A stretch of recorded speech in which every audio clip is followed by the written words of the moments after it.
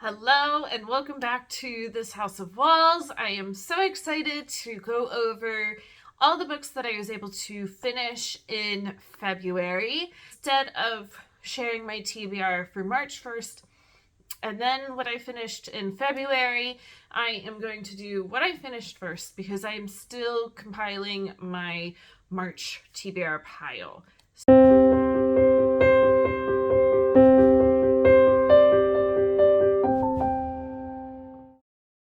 So, February was a good reading month. It was a short month. I had a lot of books that I wanted to read. I didn't finish everything on my TBR pile. It would never have happened anyways. I overpicked for February, and that's okay. I enjoyed a lot of what I read. I did have one DNF, and then I finished 8 books. So I am very happy with that. So here is... see if I can actually pick it up and not drop them all. Ta-da! There's my stack. I am so happy with this. Okay, so I'm going to start with... Let's start with my DNF. I DNF'd These Violent Delights. It is a Romeo and Juliet retelling. Set in Shanghai, I believe. I did not get far. I was starting to listen to it. It's supposed to take place in the 1920s. It was reading extremely YA to me and not like a historical retelling. So I thought, you know what? I don't have time for books that don't immediately grab me and that I know I will love, so I DNF'd it. But I did finish I Must Betray You by Ruta Sepetys. This is a historical fiction in Romania as communism is coming to an end there. It is YA, but it does not read like YA. It is one that I thought pretty soon I'll probably let my 12-year-old read this because I think that it is such a great, well-written book.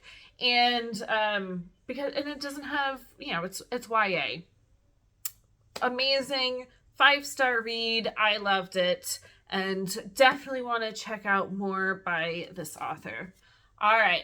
My next book was another 5-star read, and that is The Witch's Heart by Genevieve Gornichek. This is a Norse mythology retelling of this witch. I believe her name is pronounced Angrboda. It starts with her after she is burned at the stake 3 times and stabbed in the heart. And so then she goes off into the woods to go into hiding and just kind of try to collect herself again and all of that. And Loki finds her. And so the story goes on from there and ends with Ragnarok happening. I absolutely loved this book. I am really liking mythology retellings. So I definitely want to keep going with some of those. My next book was Ninth House by Leigh Bardugo. This is my first Leigh Bardugo book. I will say it was about 4 stars. I listened to it on audio. I did have to restart it because the first time that I was listening to it, I felt like you are instantly thrown into this story and you're having to play catch up. And so it was a little bit hard to follow.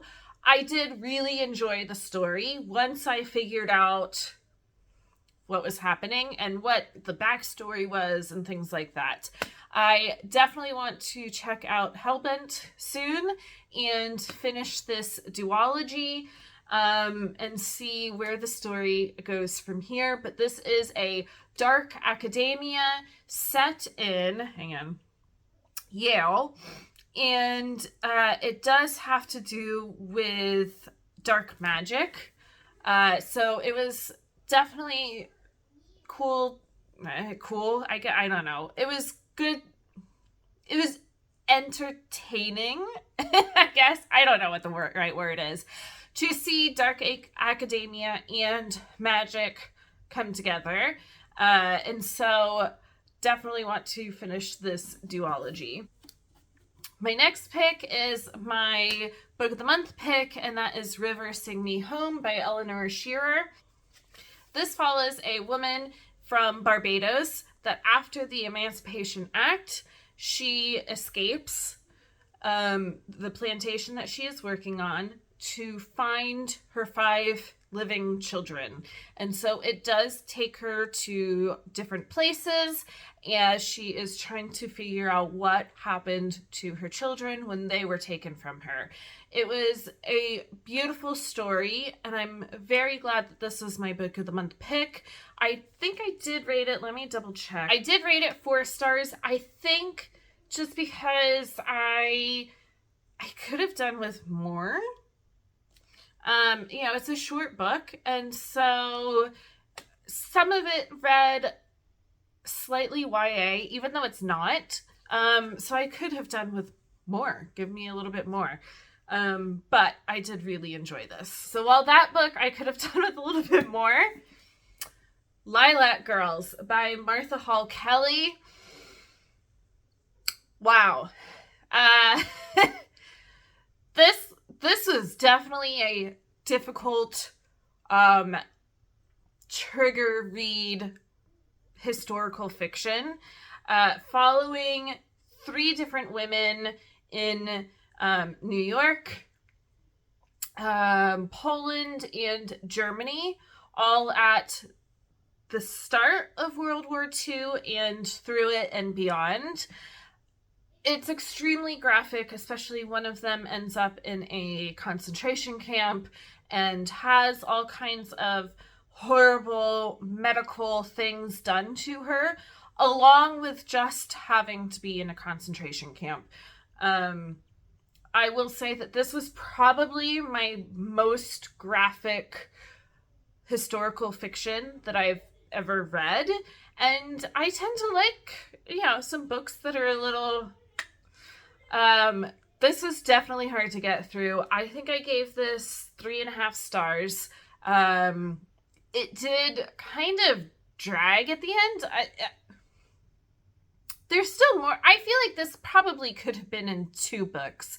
Because by the time that World War II ends and everything, you still have at least 100 pages, and you're like, well, okay, so what next? But I am glad that I did read this and saw what it was all about. All right, my next book. It took me 2 months on audio to get through it. I'm hoping that my next doesn't take as long, but I did read Sense and Sensibility by Jane Austen. One of my goals for this year is to read all of Jane Austen's books in order of publication date. So I started with Sense and Sensibility. I will say it does help. I know that I watched maybe a short series quite a few years ago, so I kind of remembered and picked up on what was going on. I did start this book with physically reading while listening to the audio, and that just took too much dedication and having to really set aside time to do that. And so I did finish the book just on audio. And I did enjoy it. I have not rated it. I don't know how I feel about rating classical novels. I probably, at the end of the year, will put all the Jane Austen books in order from least to favorite. And so that's probably what I'll do instead of actually giving them each a star rating. So there's that one. My next book was Other Birds by Sarah Addison Allen. I gave this one 5 stars. I did not think that I was going to love it so much, but it is magical realism and found family, and I love both of those, and so I really enjoyed it. It was one of those that at the end of it, it was so sweet, everybody all coming together, and learning everybody's pasts and all the ghosts that haunt them. I absolutely loved it and definitely want to see. I don't know if she has other books. I don't know. We'll have to see because I really, really enjoyed this book. And then my last book of the month, I just finished listening to it this morning and I'm so glad that I did. It was Megan's book club pick from Instagram, so go and check her out. She has amazing picks every month. And so this was Someday Maybe. Beautifully written. Main trigger warning is that it does follow the main character as the aftermath after her husband commits suicide and she finds him. So it is definitely triggering. It was beautiful how her family all comes together, how her friends come together. I think my only one complaint of this book is that it took so long for her family to suggest going to therapy. And then she went to one group therapy and left during it and never went back. She does find something else that's therapeutic, but it's not actually therapy. So I think that would have been nice to see her trying more therapy, just as that it's okay, that this is a horrible thing that happened, that you had to witness and everything like that, and that it is okay to go to therapy for these kinds of huge traumas. But that's it. Everything else about this book I absolutely loved. And I am so glad that I picked this up and listened to it this month. All right, so that is my books for this month. It was a fantastic read. So just a breakdown. Let me go through. Okay, so I had one DNF. I had one 3-star read. I had 2 4-star reads. I had one 4.5-star read and 3 5-star reads.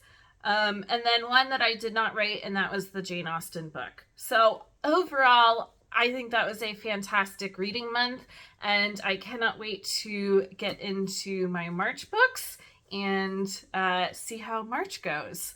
As always, thank you so much for joining me.